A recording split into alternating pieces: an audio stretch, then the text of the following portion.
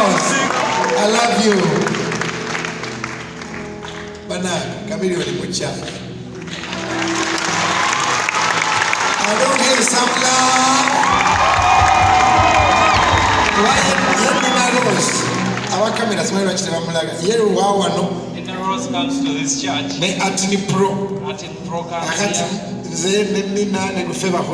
So Nina and Pastor are the hosts.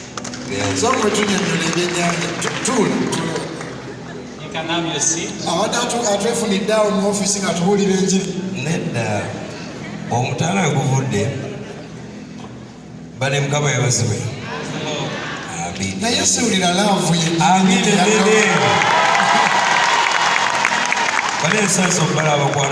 So happy to see all my friends.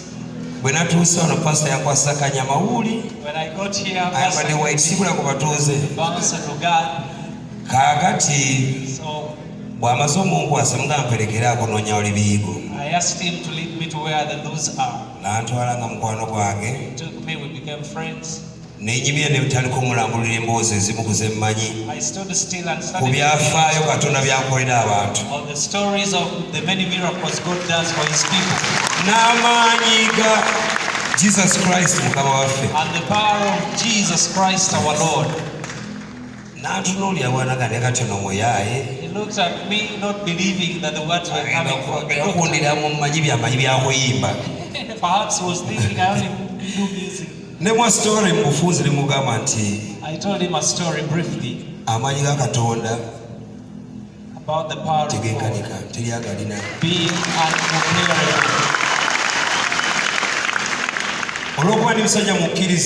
Because I'm a man of faith, people say that because the trouble at Lugogo, I told them no, that is impossible. God wanted to show his power.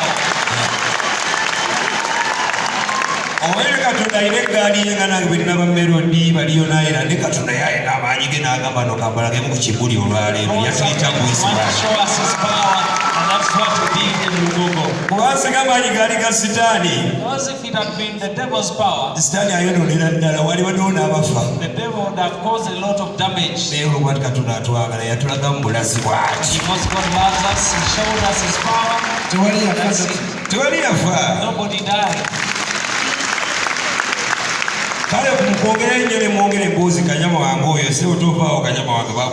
So through the conversation with my God there, I gave him an example of the few things I know. Pastor Nanterezamu storage baire sagala kulimba kwatu nalirimbidde ebweru lesi mu nyumba ye. Jesus was sailing on a boat. So as they sailed, there was a huge storm on the sea.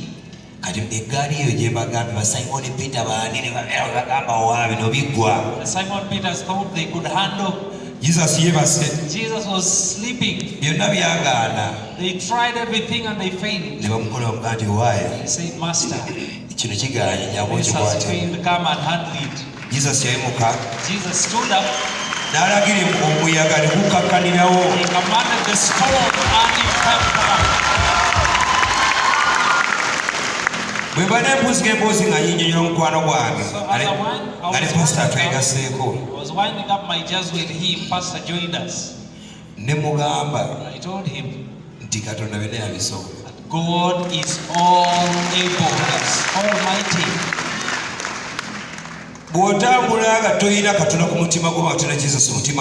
If you live life without God in your heart, you're like a tree cut. It is a dry rose. And some Bible in his head. I love Dr. Jose Chameleon. I love it, Pastor. When I was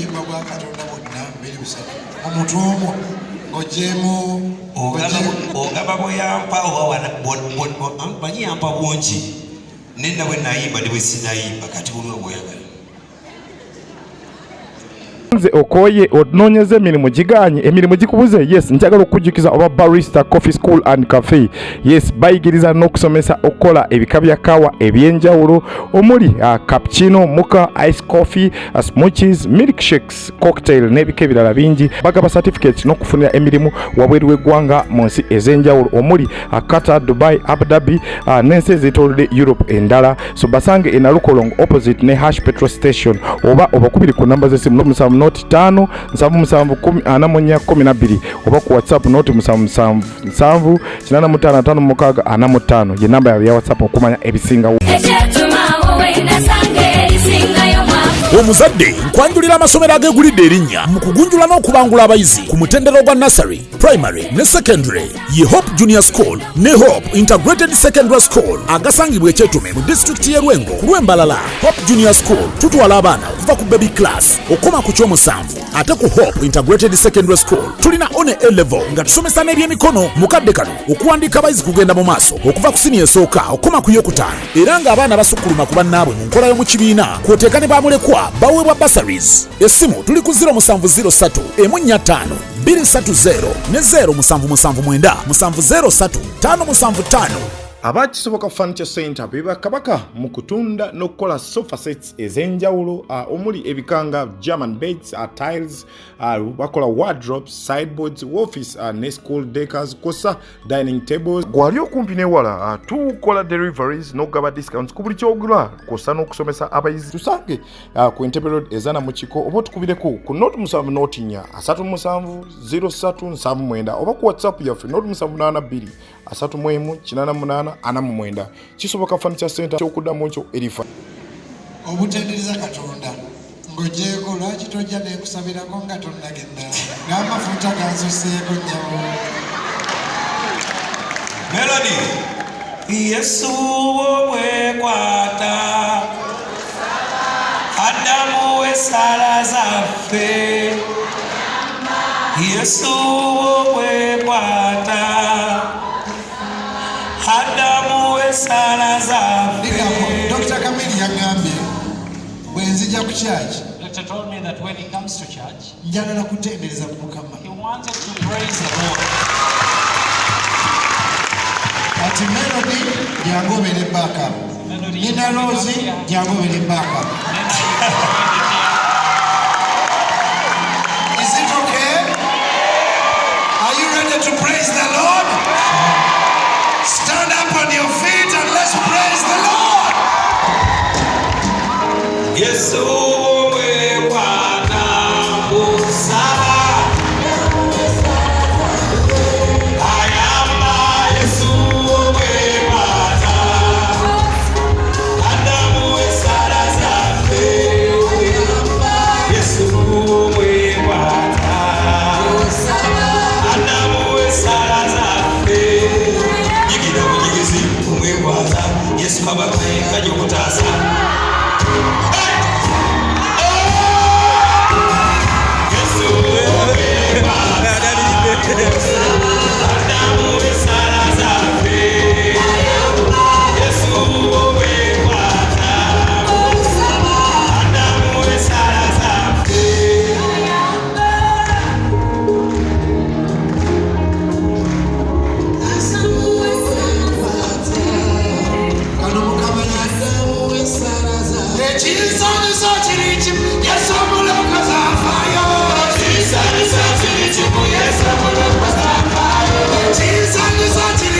Somebody praise the Lord.